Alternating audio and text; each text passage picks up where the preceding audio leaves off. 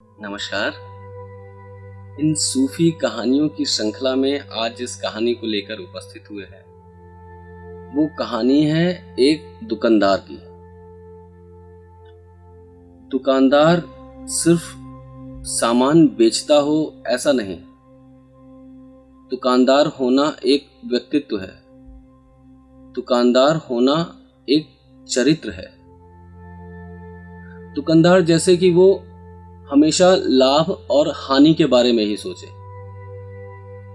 अपने वक्त की जो भी कीमत वो आके उसमें उसे अगर लाभ होता दिखाई दे तो ही वो उस काम को करे, अगर हानि होती दिखाई दे तो वो उसको कभी ना करे।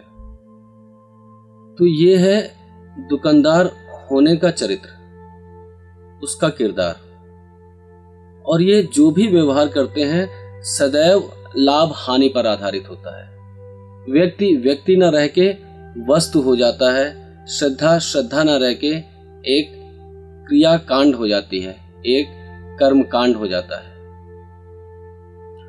तो ऐसे ही एक दुकानदार था जिसकी दुकान थी एक पहाड़ की तलहटी में, और उस पहाड़ के ऊपर एक भव्य मंदिर था, एक प्राचीन मंदिर।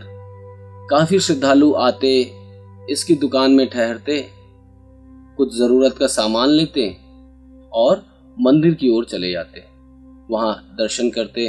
और जब वो वापस आते तो उनके पास ढेर सारी कहानियां होती, कुछ रास्ते की, कुछ मंदिर की, वहां की दिव्यता की, रास्ते की रमणीयता की। तो ये कहानियां दुकानदार सुन सुन के कई बार इस लोभ से आवेशित तो हो जाता कि मैं भी एक दिन जरूर जाऊंगा। लेकिन जब भी वो जाने की सोचता उसे लगता उसका 2-1 दिन का नुकसान हो जाएगा। तो ये सोच सोच के वो जा न सका। हाँ, उसने ये जरूर किया कि इस बीच क्या क्या उसे जरूरतें पड़ सकती थी, ऐसे जो भी सामान थे उसने वो सामान धीरे धीरे इकट्ठे करने शुरू किए। राहगीरों से वो पूछता रास्ता कैसा है, अब रास्ते में घास फूस उगाई होगी, अब पतझड़ चल रहा होगा। इस तरह वो रास्ते की कहानियां सुनता, मंदिर की दिव्यता सुनता। वहां से सूर्योदय और सूर्यास्त इतना मनोरम दिखता है कि पूरा आसमान स्वर्णिम हो गया हो। तो ये दुकानदार ने काफी दिनों कोशिश की, कई बार मन भी बनाया कि कल सुबह होते ही मैं चल पड़ूंगा, लेकिन बाहर निकलता है तो देखता है कि लोग जा चुके हैं और वो पीछे अकेला रह गया। क्योंकि उस मंदिर में जाने के लिए रास्ता इतना दुर्गम था कि पूरा दिन लग जाता था। तो शाम तक पहुंचने के लिए जरूरी है कि लगभग आधी रात या बहुत सुबह यात्रा शुरू कर दी जाए, लेकिन ये हर बार विलंबित हो जाता। एक बार उठा, रात में भी कोशिश की, लालटेन अपनी जलाई, लेकिन लालटेन की रोशनी देख के वो तो बिल्कुल घबरा सा गया। उसका तो मन जैसे बैठ ही गया। जरा सी रोशनी उस लालटेन की, और उसे पता था कि मंदिर का रास्ता बहुत दुर्गम है, और उसमें भरे दिन में भी चलने में जब इतनी परेशानी होती है तो सुबह सुबह जब मुंह अंधेरे वो निकलेगा तब तो बहुत ही मुश्किल हो जाएगी। और ऐसा भी नहीं कि रास्ता उसका देखा हुआ हो, सुना हुआ जरूर है, लेकिन गया तो वो अभी तक कभी भी नहीं था। तो लालटेन उठाता है, देखता है उसकी 2 फुट की मुश्किल से रोशनी हो रही होती है। वो हताश परेशान कि नहीं, इस छोटी सी लालटेन की रोशनी से इतनी लंबी यात्रा नहीं हो पाएगी। वो बेचारा मन महसूस के फिर रह जाता है और अपनी दुकानदारी में लगा ही रहता है। दिन तो उसके कट ही रहे थे, लेकिन ऐसे दिन बीतते बीतते वह बूढ़ा भी होता जा रहा था और उसके मन में ये लालसा अटकी हुई थी कि मुझे उस मंदिर के दर्शन करने हैं और मैं जा नहीं पा रहा हूं। कभी कुछ ऐसा हो जाता है कि जाना स्थगित ही करना पड़ता है।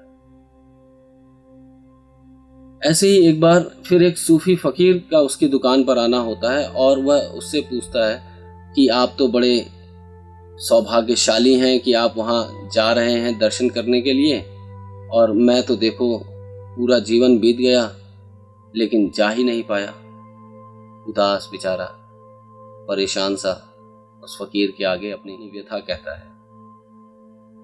तो फकीर उसे कहता है कि तुमने जब इतनी तैयारियां की हुई हैं, तुम इतने पास में भी हो, तो तुम क्यों नहीं चले जाते? तो वो बोलता है कि पास भी हूं और रास्ता भी काफी कुछ सुना हुआ है, लेकिन मेरी लालटेन इतनी छोटी है कि मैं कैसे भरोसा करूं कि इस लालटेन के सहारे मैं वहां तक पहुंच पाऊंगा। फकीर मुस्कुराता है, बोलता है कि तुम बिल्कुल दुकानदार के दुकानदार ही रहे, तुम्हें भरोसा ना आया।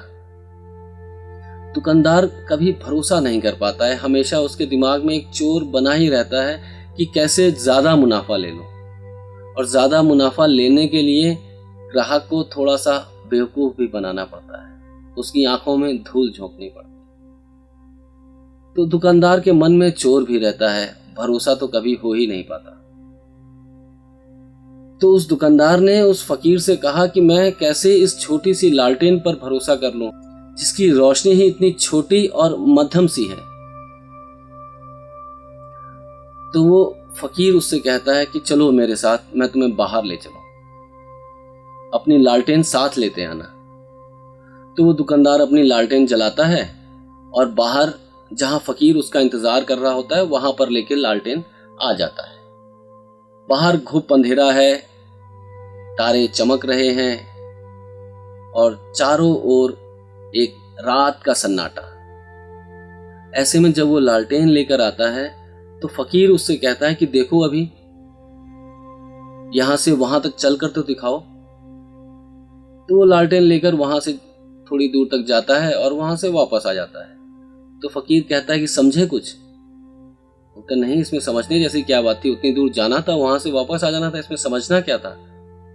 समझने जैसा तो मुझे कुछ भी नहीं दिखाई दिया। फकीर मुस्कुराता है, बोलता है कि तुमने ध्यान दिया होगा कि तुम्हारी वही छोटी सी लालटेन इतनी रोशनी फिर भी दे पा रही है कि तुम अपने 2-3-4 कदम चल सको, और जैसे ही तुम 2-3-4 कदम चलकर आगे जाते हो, वही रोशनी भी साथ तुम्हारे आगे चली जाती है और तुम्हें उतने कदमों की रोशनी मिलती ही रहती है। और उतनी ही जरूरत है तुम्हें, पूरी दूर तक की रोशनी का तुम करोगे भी क्या? तुम्हें चलना है, चलने के लिए 3-4 गज बहुत है, और चलना शुरू करोगे मंजिल करीब आने लगे।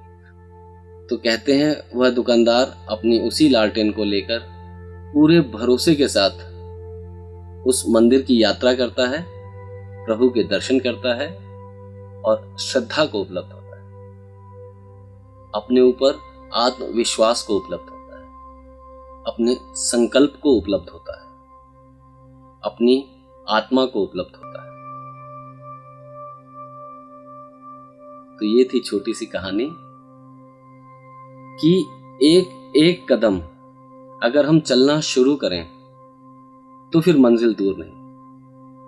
और जो लोग बहुत ज्यादा प्रोग्राम ही बनाते रह जाते हैं, उनका पहुंच पाना बहुत मुश्किल है। अक्सर तो ऐसा देखा गया है कि ज्यादा योजना बनाने वाले लोग कहीं पहुंच नहीं पाते। हाँ, वो लोग अवश्य पहुंचते हैं जो बिना किसी योजना के स्वतः स्फूर्त अपनी यात्राओं पर निकल चलते हैं, और वही है वो लोग जिन्होंने धरती नाप डाली। लेकिन कुछ है जो मैप लेकर बैठ जाते हैं, गूगल सर्च कर लेते हैं, वीडियोस देख लेते हैं कि वहां जाना है या फिर ये करना है, वो करना है, लेकिन पहला कदम उठाने की हिम्मत नहीं जुटा पाते और उनके काम वहीं के वहीं रुके रह जाते हैं। मोटिवेशन धरा का धरा रह जाता है, क्योंकि वो भी तभी साथ देगा जब आप पहला कदम उठाने के लिए खुद तैयार होंगे, और ये कदम आपका होगा, यात्रा आपकी है, मंजिल आपको मिलेगी। उस तक पहुंचने के लिए जिन जिन छोटे छोटे कदमों की जरूरत है वो सारे कदम उठाने होंगे, और उन सारे कदमों की शुरुआत उस पहले कदम से होगी जिसकी हिम्मत जुटा लेना बहुत जरूरी है। जिन्होंने पहला कदम उठाया उन्होंने मंजिल पा ही ली। तो बैठे ना रहें, सिर्फ योजनाएं ही ना बनाएं, उठें, पहला कदम उठाएं और अपनी यात्रा शुरू करें। यात्रा का आनंद लें, मंजिल तो मिल ही जाएगी। नमस्कार।